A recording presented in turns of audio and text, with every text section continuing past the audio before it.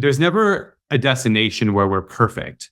You're opening up about this, you're talking, you're getting feedback along the way. And you're also at the same time learning to love yourself. The more compassion you are giving to yourself, the more you let others give you compassion. And like right now, I would say that the biggest thing that I've done is I've learned to love myself and accept myself and that nothing's wrong with me. Welcome to the Be It Till You See It podcast, where we talk about taking messy action, knowing that perfect is boring. I'm Lesley Logan, Pilates instructor and fitness business coach. I've trained thousands of people around the world, and the number one thing I see stopping people from achieving anything is self-doubt. My friends, action brings clarity, and it's the antidote to fear. Each week, my guests will bring bold, executable, intrinsic, and targeted steps that you can use to put yourself first and be it till you see it. It's a practice, not a perfect. Let's get started. All right, be it, babe. This is a great one. I mean, they're all great. But this one is a dear friend. I got to know him so much more on today's pod, but I had the pleasure of meeting him in person. You'll hear that story in a moment. This is Vulnerable, my perfectionist. Ooh, this one's for you. And also just if you feel like you are just trying to keep it all together, there's a lot to work on. And Matt has a beautiful story and he is doing great work on this planet. And he's a great example of like being able to do work on yourself and then give that and take that and to help others. And so I love the work that he's doing on this planet. I love how he's helping people. And so I can't wait for you to hear how he can help you. Here's Matt Gerlach. All right, be it, babe. I'm super excited. Today we have another guest where I got to meet this person in real life. And we were in this room of 70, I think it was like 70 people. And to be completely honest, I couldn't hear half the people's what they're saying because it's a lot. And if you have 2 minutes, like introduce yourself. But this person stood up and their story totally stood out. And so when they reached out to me on the pod, I was like, yeah, because I do remember you and I remember your story. So Matt Gerlach, can you tell everyone who you are and what you rock at? Sure. Thanks for having me. And thank you for that nice, warm introduction. I really appreciate it. I would love to share my story. About 8 years ago, I had just started a business. I was living in New York, in Manhattan with my partner. We've been together for now 12 years. And I started having panic attacks. My blood pressure was diagnosed as high. I was going to the doctor trying to figure out what was going on. And I found all of these health problems. And I, at the time, was convinced that something was wrong with my health. And I continued to figure out what was going on. I went to the hospital a couple of times thinking I was dying from this. It sounds crazy to say right now, but like back then, I didn't know mental health was a real thing. I legitimately did not know that. I thought that your emotions were no reason to, I just didn't think that anything emotional could debilitate a person like they were me. And I found out that what I was going through was anxiety and depression. And it set me on a healing journey where I went back and reprocessed my childhood, my life. I was about 32 years old at the time. And I don't think I knew anything about myself. I had just been hiding from myself, hiding dissatisfactions and just being grateful for what I had. And I went back and I completely healed. I mean, I was completely realizing I shouldn't have been grateful for all of that. It was actually really tough. you know what I said the other day that really I was surprised this came out. I said, being grateful and desiring more are not mutually exclusive. I think it's really important that we are grateful. Thanks. I think it's important that we are grateful. It's a big part of my life. I wake up every morning before I get into bed. I think what I'm grateful for, but I can also want to feel better. Yes. And so I went back through a whole healing journey. I unearthed what my childhood was like for me. There was a lot of trauma that happened and went back and went through it. And I'm a whole different person now. I'm careful when I say this because I don't want to say that anxiety goes away forever per se, but I do not feel anxious or depressed at all. And I do feel part of that's because I'll be able to handle what comes my way. I want to highlight, I think a lot of people listening, I feel like you're on the younger end of a millennial. So, but I do think that the millennial, Gen X, and even older, of course you should be happy for what you have. and you should just move on. And you're having, but everyone has a bad day. Buck up, keep going. And like, we're trained to ignore how we felt. Mhm. And that can go only so far. And that you can make it to 32 doing that is quite an achievement, I think. Because I think a lot of people that they don't. And also I would say, I probably would guess that so many people would see your life on the outside and go, it would be so easy and you have it so great. And like, how are you having an anxiety attack? You've done so much. So can you tell us a little about like the life you were living? Like, you said you were an entrepreneur, like, was your company doing really great, or was the anxiety because the company wasn't doing great? What was kind of going on? Yeah, and you just said that. That's exactly the kind of people that I work with now. It's people whose life look great on the outside and they feel horrible on the inside. And that was exactly what it was. Honestly, I was thinner because I wasn't, I mean, I was like the thinnest I'd ever been. Like I wasn't eating properly and my skin looked good. I guess I was drinking a lot of water still. But, but yeah, I mean, I looked fine on the outside. And at the time, so I'd always been successful in life. I moved to New York. And it's true. If you can make it there, you can make it anywhere. I kind of amazed myself by navigating myself up the career ladder. And I wound up in baby product sales. Very random. I know it's sort of like cool industry, but it just like random that I fell into this. And I was just laid off of a job. And I still think I was okay about that kind of because I did always say, well, I made good money and like that wasn't a financial huge blow. And I knew it was happening. So I started taking on clients before this, but I started a consulting business. And what happened was like I wasn't used to saying no to things. I wasn't used like I didn't know how to set boundaries.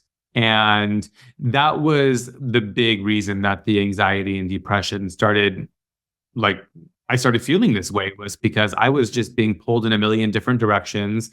I was afraid to ask for what I was worth. I mean, I was working with these small, medium-sized baby product brands, literally changing their lives by treating these businesses as if they were my own, like on planes, literally like sometimes 2, 3 times a week.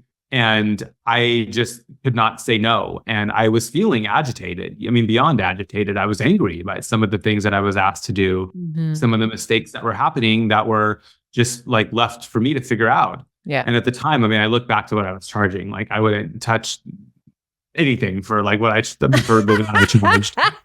But also like there's no resentment either. Like this was me and like I had to learn to set boundaries. And that was really, I mean, if I wouldn't have started this business, I believe that like big life changes, like big growth steps, having a child, things like this that kind of force you to grow. If Yeah. I wouldn't have had this, I might have just skated just north of rock bottom my whole life. And that's really where I was at. I was smoking cigarettes all the time. I was drinking all the time. And I mean, not like drinking during the day, but like my life was, I mean, sometimes I lived in New York, we went to lunch, but like, yeah, like I wasn't living a very healthy life. And Yeah. I want to highlight, like, first of all, when we don't have boundaries in place, we eventually will resent people, but it's actually not their fault. It's our fault because we did not have boundaries in the first place. So I think like it's not that it's okay to like resent things. It's like using resentment as a highlighting tool of like, here's where I've been failing myself. And also, I also want to highlight you said like, if I didn't have these things, I would have just skated up by above rock bottom. And like so many of us have been at rock bottom for so long that it feels normal. And just because it's normal doesn't mean it's okay. And so you talked about like, going back and like being introspective and like learning about yourself. What was that like? And you did this while having a partner. And I think a lot of our listeners can relate to like, having to do some self-work, but also having someone there. So you're going through and changing things about yourself, but then you also have a partner there. Like, how did that go?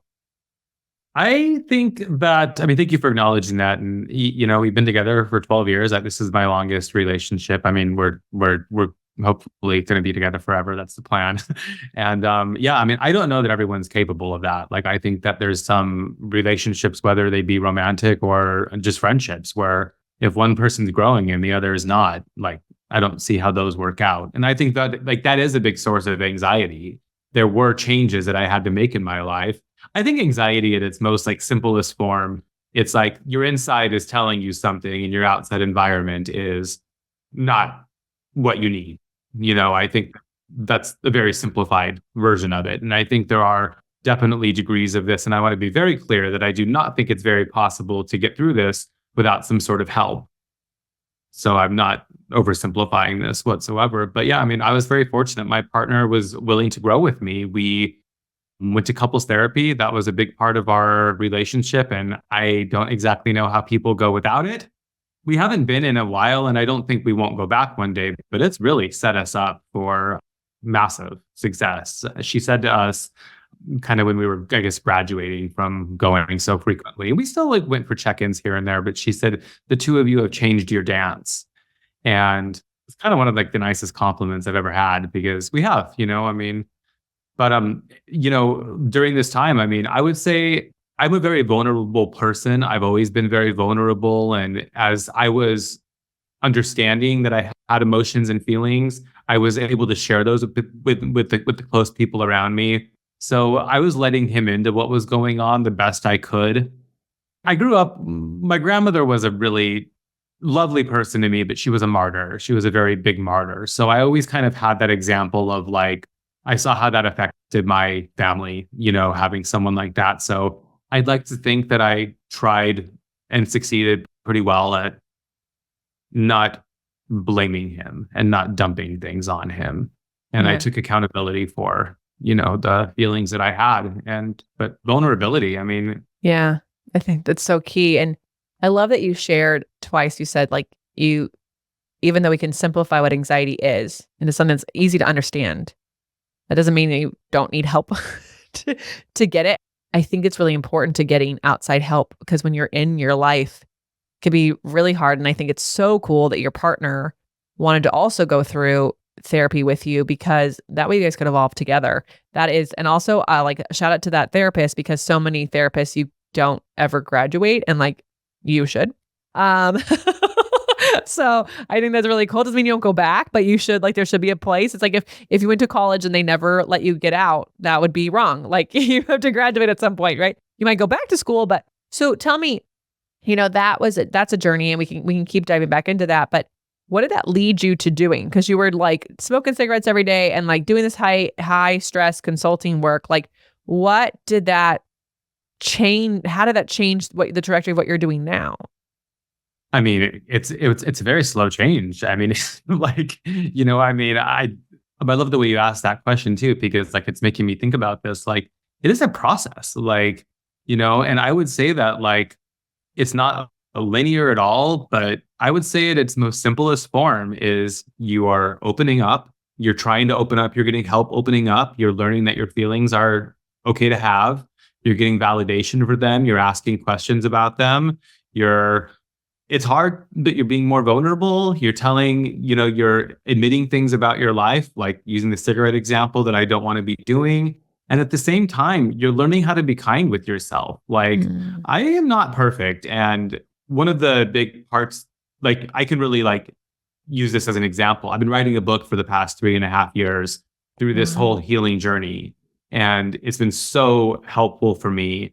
And it took me like 2 years of working with the coach weekly to really get to a point where I felt good enough to share this with the world, to understand that like there's never a destination where we're perfect. You're opening up about this, you're talking, you're getting feedback along the way, and you're also at the same time learning to love yourself. The more compassion you are giving to yourself, the more you let others give you compassion. And like right now, I would say that the biggest thing that I've done is I've learned to love myself and accept myself, and that nothing's wrong with me. And it's just a process and it takes time. But I think this is true.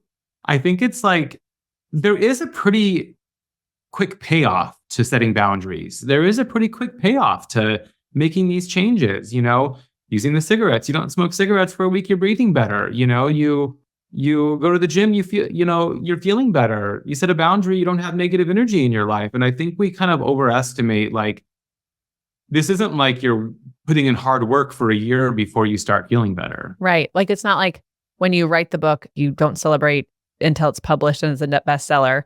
Like there's little payoffs. And you just basically summed up like This is why we have FIFs, guys, that episode where I share your wins, because you can go, wow, I quit cigarettes a week ago and I'm already breathing better. Like, you don't have to say, like, you don't have to wait till you quit cigarettes a year to celebrate that. You can actually start to notice payoffs. And I think how cool of you to kind of acknowledge the different payoffs you were having along the way from the changes you were making. But I also feel like in those 2.5 years that you've so far, or 3.5 years you've been writing your book, I feel like this is a be it till you see it moment that you're in right now. Like did you ever think you're gonna become an author? And is your book something we all can read? What are we like? What's the future book about? Oh my gosh, writing a book it is a journey, but like I'm not complaining about it. For me, it's probably been like the biggest healing. I'm the biggest part of my healing journey because it's been really introspecting. I have been writing down my life story as I remembered it. I had a writing coach that was a little almost, I don't want to say more of a therapist, but a therapist along the way too, like helping me understand this story and what had happened. And so it's kind of like I spent like 2 years of this, like kind of purging information, making sense of this, like taking what I'm understanding from writing to my therapist, to coaches, and talking about it, even with friends. Hey, like I remembered this about my childhood. Did that happen to you? No, no, no, no, no, Matt, that didn't happen. Like that's next level. Like, you know, Mm. you deserve some compassion for that. So it was a process. And so now I have like 2,000 pages written, which is way too much for a book.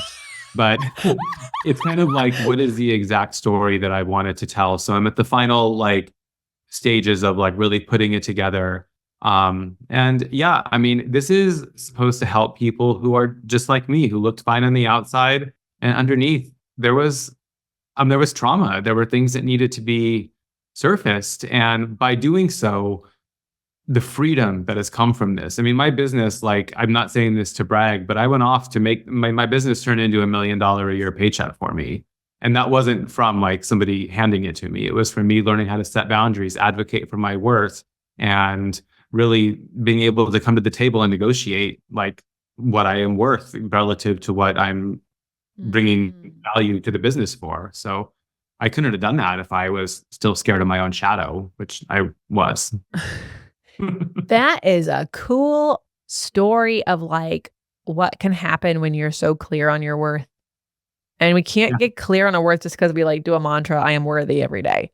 Like you can say that and you can hear it, but the brain doesn't like dissonance. And if you had trauma in your life that made you feel unworthy your whole life, and especially when the brain is forming, like that, you can be told you're worthy and you won't believe it and until you deal with that trauma. The thing is, I mean, most people benefit from you having low self-worth. Like the people that write your paycheck generally benefit from you having lower self-worth. The person that is above, I mean, pretty much everyone at work, I mean, shit rolls downhill. Like, so the person with the lowest self-worth is the one who is getting like, who's working the most and getting paid the less. And this is true in relationships too. Like, I don't, if you're in an abusive relationship or with somebody who's a narcissist or something, they are benefiting from you having low self-worth and not holding them accountable for being kind to you. Mm, And it just sucks. It's a rotten race. And, I'm gay, and like growing up, like with the adversity I grew up with, like anyone who's in the marginalized category is at a huge deficit in the self-worth department. I mean, it's really something that needs to be nurtured. It's quite yeah. a problem in our society. Yeah. Yes, is an understatement. It can be disheartening when you're someone on the other side who wants to love everyone who's marginalized, and you can see that everyone in their life can even love them, but if one person doesn't, it can also just ruin all of it. So Matt, you 2,000 pages. I don't even know how you're gonna edit that down. But I'm excited for you, and you'll have to let us know when the book is out. What are you excited about right now? I mean, aside from the book, like what is your mission? What are you being until you see in this moment? So I am working with one-on-one clients now and helping them overcome what I've overcome. It's really Mm. I'm being called to work in a more purpose-driven line of work, working with men in particular who they look fine on the outside, but they know on the inside something is missing. They're not feeling fulfilled. They're generally a high-performing person. They're responsible people, and something's holding them back. I believe we all have some sort of traumatic situation in our past. And a reason that I say that is because there's a doctor named Dr. Gabor Mate who talks a lot about this. There's little t trauma, there's big T trauma. I think a lot of us don't argue the fact that big T trauma, things like violent crime, are traumatizing. But Yeah. little T trauma could be you grew up and your uncle said to put your food down because you shouldn't be eating anymore. And you made a meaning about that, and that stayed with you your whole life. I mean, there's something stuck that's making us feel unfulfilled, and I'm helping my clients work through that, and it's been really exciting. And I'm leaving the baby product industry slowly, but I'm building my client business and looking to build a community around this. Oh, I think you're being so sharing about that because I do think a lot of people will hear someone like your story and they'll go, oh, and he just switched and he just got out of that and now he's doing this. It's like, no, sometimes you have a side hustle that's going to be your future dream. And it's okay to allow it to take form and shape and be that until it's time for it to take over and for you to leave the baby product thing. I think that's also hilarious. You do look like a Gerber baby. I'm just going to say, if you all are not watching this on YouTube, you should. He's so cute. Dr. Gabor Mate, we'll have to talk about, there's a friend I want you to know after this on the show, but little T trauma and big T. And I think a lot of times people who haven't had big T trauma discount the little T trauma and they just go, it wasn't that bad for me. And, as you said that, like there's my husband and I were listening to this self-help guy and I was in a place, was in a funk. And I was like, yeah, no, I don't even know what like the little lesson looks like. And Brad goes, oh, I do. And I was like, tell me more. You didn't know me. Right. And he was like, he told a story that I had told him at some point when I was 11 years old. He's like, that is not normal. And I was like, that's not normal. Like, and he's like, not normal at all. Very much not normal. And no wonder you have like hypervigilance. And I was like, oh, I just thought like, it's what you had to do. Like, and you're like, you don't. So sometimes we don't even give ourselves the actual permission to just go, that thing that happened to me wasn't awesome. And y'all can't put it in a room and close the door. Like I love how people like to say they can compartmentalize really well. The closet will explode. Like it's going to come out, so what do you have? Do you have any like suggestions or tips for people who may not be able to like reconcile, like to understand that it's okay for them to acknowledge they have little T trauma and that they don't have to just go, well, my life's fine on the outside, so I should just be happy.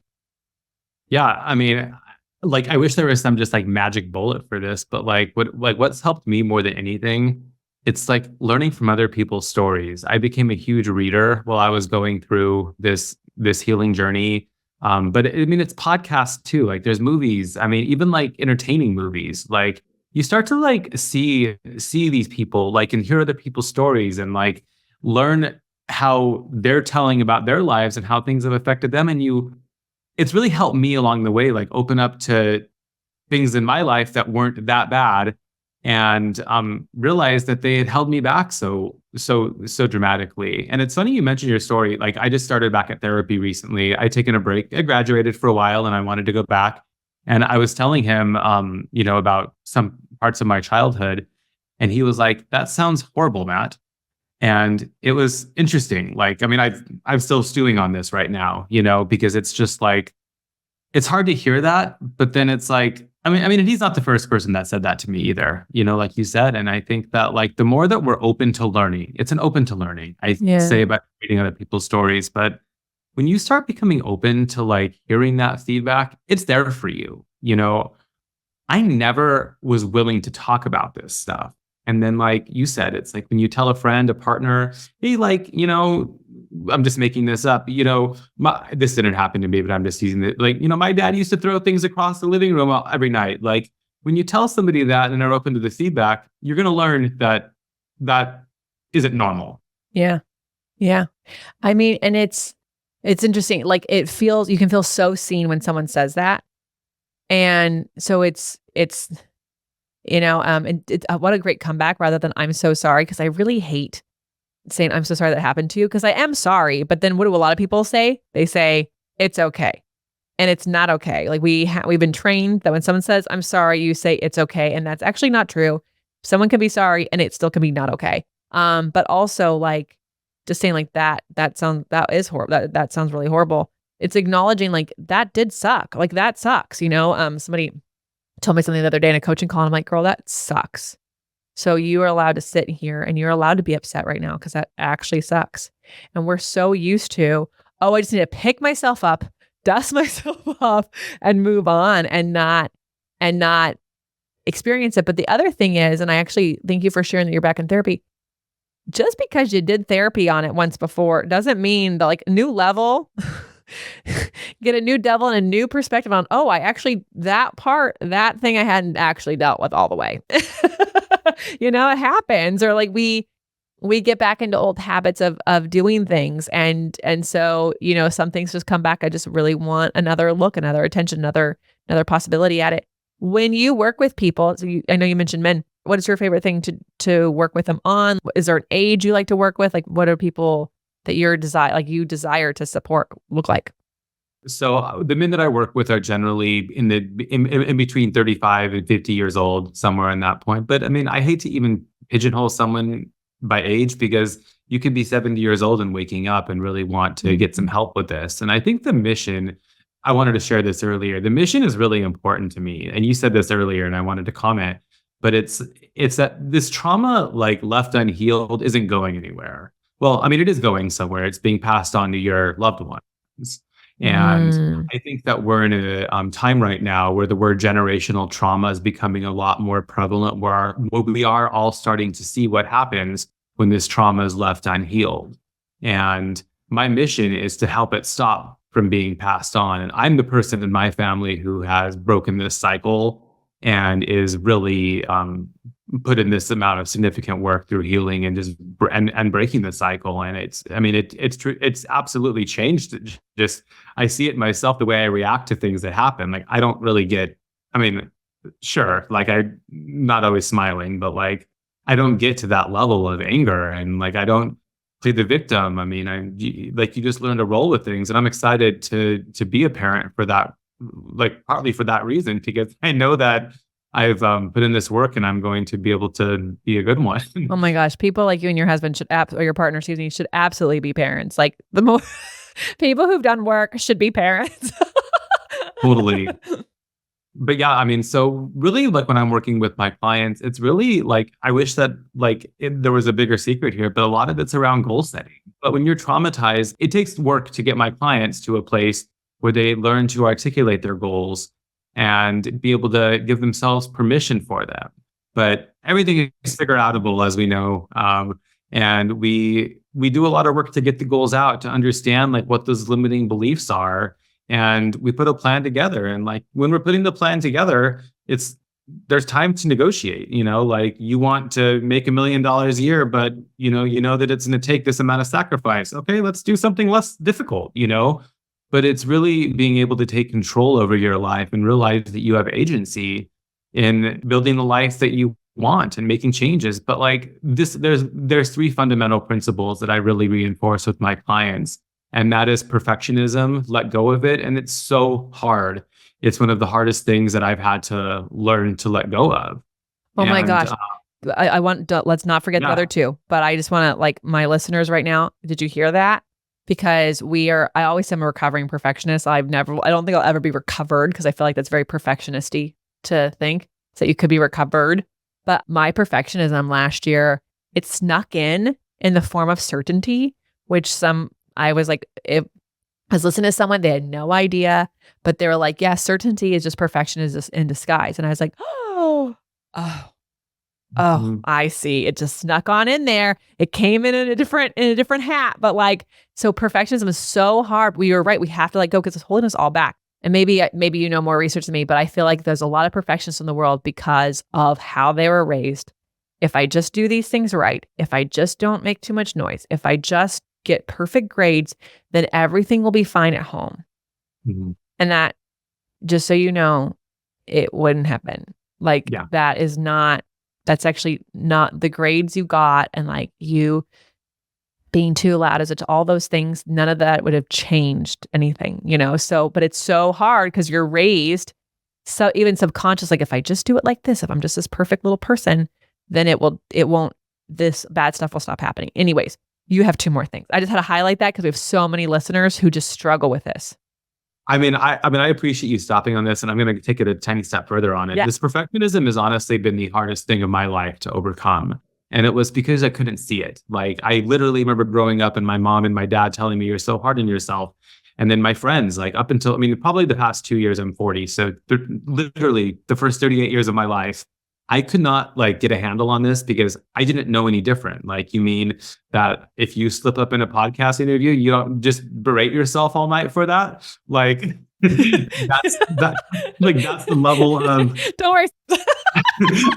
literally, like that's the level of harshness I was to myself. It was horrible. And I saved well, I've done well in my life financially, but like my biggest regret would be that I wish I enjoyed life a little bit more. On that same hand, you just don't save 90% of like what you have to spare. You don't like, this is all this perfectionism. And like you said, it's like when you're a child, you try to control what you control. And again, I'm not an expert in this, but it's like why people cut, like they want to control that pain. And yes. And yes, it's a big topic. And yes.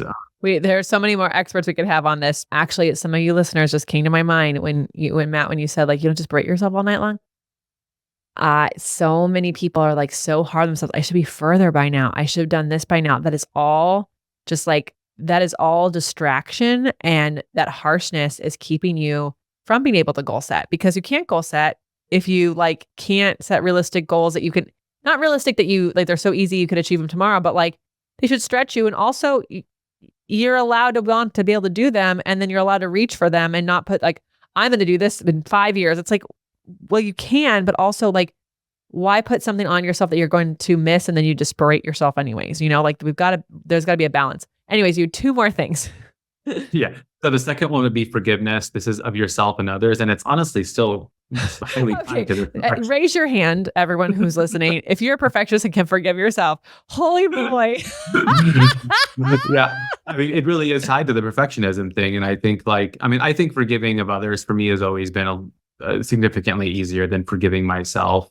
But I will tell you, I'm not perfect in life. I just turned 40 a year ago. And like when I'm not eating as well as what I'm doing this to myself. My partner's starting a cookie business right now. I'm eating cookies literally every single day. And and just to be clear, just like 2 or 3. Some of this one, but like I'm able to be kind to myself about this, and I thought that I didn't think I deserved airtime until I learned to forgive myself and learn that I wasn't perfect. I feel better when I take care of myself, and I'm just not doing it always perfectly. And I log this. When I look back to like how much better I take care of myself than a year ago, oh my God, it is so much better, but it's not perfect. Yeah. I love that, forgiving yourself. It's so, we have to, because that's the only way you can learn from it. You're not going to learn from it and who you want to be and how you want to change things if you don't. Yeah. Yeah. Number 3, what's the third thing? Faith and hope, trust, and that things work out the way that they're supposed to on some levels. You just like, it's funny because at the beginning of this year, I happened to pick up the book, You're a Badass. Oh yeah. Jen Sincero. Yeah. Yeah. And I actually had it in my closet for like 5 years and never read it. And I picked it up and things happen at the right time. Great example. Things happen how they're supposed to. And this book just like really like set me up like for the year in a great way. But it said something like just so eloquent about like faith and hope and a higher power. Like you have to have it. You're only going to get so far in life without it. Yeah. And I have seen this, like I'm a living testament of this the past like 4 months. I just like, I'm accomplishing things that I've never thought I'd be able to. I do the best I could do and learn that I can't control the outcome. And when things happen, they happen. And it's allowing me to have a lot more creative freedom and to move forward with things, knowing that I, like my partner and I live in LA. We have a nice house. If things financially don't work out quite the way, we might not be able to live here always. And I just hope that it's going to work out, and faith that if it doesn't, we have to move somewhere smaller, then we're supposed to move somewhere smaller. And it's just like, really. Well, and believing that you can, like, yeah, no. Do you know that I heard something like faith and fear are the exact same thing? If Mm, you are living in fear, you are actually living in faith. It's just a faith of just a faith that you wouldn't want to actually admit. Like if you yeah. fear something, you actually are believing that that thing could happen, which is the same thing as having faith in something that could happen that you want to happen. And so, yeah. So if you are someone who has fear in your life, you are actually a good faith person. You just got to turn the flashlight around. Exactly. It's all energy going somewhere. So if you're spending energy in your mind thinking about something, then might as well be something positive. Yeah. Oh my gosh, Matt, we could talk forever. We're gonna take a brief break, find out how people can find you, follow you, work with you. So, Matt, where can people go to work with you, get to know you more, get on your wait list for your future book? Like, what, what do you have for us? Awesome. Yeah, I would love for you to check out my website, mattgerlach.com. The link will be in the show notes, but you can schedule a free 30-minute phone call, learn if my one-on-one mentorship would be a fit for you. No pressure. I am very interested in just talking to anybody who thinks that I might be able to help them get out of their place of feeling stuck and into a place of more fulfillment and alignment. Schedule a free 30-minute call. Like I said, I'm very active on Instagram. My handle is I am Matt Gerlach, and that'll be in the show notes as well. But would love to hear from you and more to come on the book. It's Yeah. this has been one of the things. I mean, and I think it's taught me like it's been like just like such a good lesson in patience. You can't control much around a book, No. especially your first one. So I say I'm cool as a cucumber about it. I'm hoping like a 2025 release, but it's a I bet process. you it will happen. I bet you between your work you've done with yourself on perfectionism and your drive to help people, it'll happen. Yeah. Well, you know what it is, though? I mean, it's like, and this is interesting. Like, I mean, I wasn't an artist. Like, I would have literally like told you, like, I don't have an artistic creative bone in my body like 5 years ago. And so to now be here doing this and like to show that you can learn this. Like, I mean, I'm an artist now. Yeah. Look at me, yeah. So but there's been a learning curve, I mean, it's been quite an interesting place to be like tackling so many things that I just was not good at and had to learn how to get good at it. But it's possible. Oh my God, I love your vulnerability. I love your honesty. Like it's so refreshing and also needed. I know that people listening are in the same boat. They're like, why isn't I haven't done this thing yet? I haven't made this thing happen. Or and it's like patience and also like, wow, look what you've done in that amount of time, like it's, yeah. And also, just so you all know, any overnight success you think they're not overnight. It's like 15 years of work. And then you finally stumble upon them like, wow, this person's like, they've made it. Well, you don't have that. Well, it's an interesting, like lately, like I've like realized this, like, and I've seen this, and this has been part of the healing and part of what I help my clients with. It's like, I ask myself now, do you really want to be at that destination? Is like, what's at that destination? And I don't really want to be at the destination. I want to be able to pay my bills and stuff while I'm on the journey, Yeah, but yeah, this is the destination right now. It's putting in the work and living life. Sorry, yeah.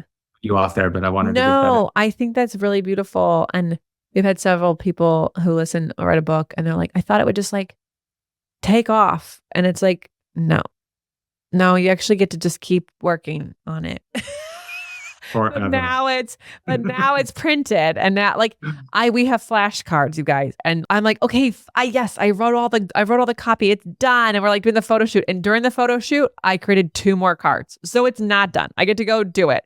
And then once it's printed, that's done. But now I have to, just because I built it doesn't mean someone's Googling for that product. I have to actually talk about it. So it is really important to like be very clear about what is the destination and like, so what's the most important thing right now? The important thing right now is the work you're doing to create it. And then when it is created, the next important thing will be what you're doing. So I just love your patience. I just got a lesson in it. So thank you so much.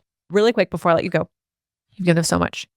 But be it action items, bold, executable, intrinsic, targeted steps to be it till you see it. What do you have for us? Wow. I think the best way I could answer this question is that, I mean, you need to keep going. You need to stay on the journey and like celebrate the small wins along the way. And this perfectionism thing is a real thing. And once you can like even make the smallest little dent in that, like you will see so much freedom happen to keep going. I mean, I feel like I have only penetrated 10% of this like perfectionism wall. And I'm already seeing how much freedom it's allowed me to continue pursuing my dream, pursuing my life, to go down road A, and maybe that's not the right one, and go back and restart. And you just learn, like you said, these patience, but celebrating these small wins and just getting that perfectionism out of the way is just a key to accomplishing greatness. Okay. A follow-up question really quick though. Sure. So you've gotten 10% of the way. What is the first 1% step? I think you need help. I mean, I think it's getting some help. I think it's talking to somebody, and it could be a really good friend. It could be your mom if she's helpful, your dad if he's helpful, your partner. But I think you need to be talking to someone about what's going on. I just, and it might take time. I mean, it might take you 6 months before you can even get a real solid emotion out to latch onto and start digging into. But yeah, I actually love that so much, because if you actually were to share a perfectionist-y thing that you're doing, you would hear it out loud, and the person next to you is like, it's amazing the way it is. Well, I mean, I use this share example. with the right person. Don't share with the person who made you a perfectionist. Yeah. I mean, I use this example. It's like, like, I'm just going to making this up, but it's funny that it's like the mom who's like doing everything right. And she's like, I can't go to bed tonight because I'm making like homemade cupcakes for my daughter's school. And her daughter is like 9 months old. Yes. Like, nobody's going to know that you like so you can't do it all. And like, I think when you start getting feedback, like some things have got to go sometimes on this to-do list. Yeah. Your 9-month-old daughter will never remember these cupcakes. Like, yes. I know, it's so true. It's so true. Every first people, like my friends have a baby's got a 1-year birthday party, and I'm like, can I bring a box? Because I don't think they're gonna remember what I bought them. Like, do they need a gift? You live in an apartment in LA. Like, what? How little can we like make this a big deal because they don't remember it?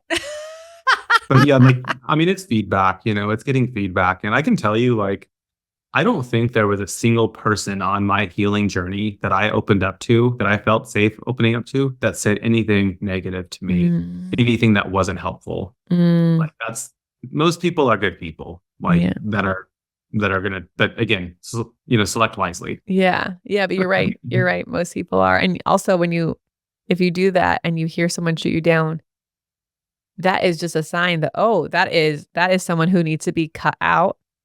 And that's okay for right now while you go find other people. It might be helpful to know that, but I think we know that already before we even go do that. So I think you're right. Select wisely. Matt, you're so amazing. And what you're doing is so cool. And I love that you shared your beit journey with us and what you're doing and your vulnerability. I think it's going to help so many people. So y'all, how are you going to use these tips in your life? Make sure you tag Matt Gerlach, tag the Beit Pod, share this with a friend who needs to hear this, especially the person whose life looks amazing on the outside.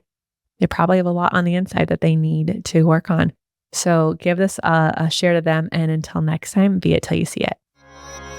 That's all I got for this episode of the Be It Till You See It podcast. One thing that would help both myself and future listeners is for you to rate the show and leave a review. And follow or subscribe for free wherever you listen to your podcast. Also, make sure to introduce yourself over at the Be It Pod on Instagram. I would love to know more about you. Share this episode with whoever you think needs to hear it. Help us and others be it till you see it. Have an awesome day.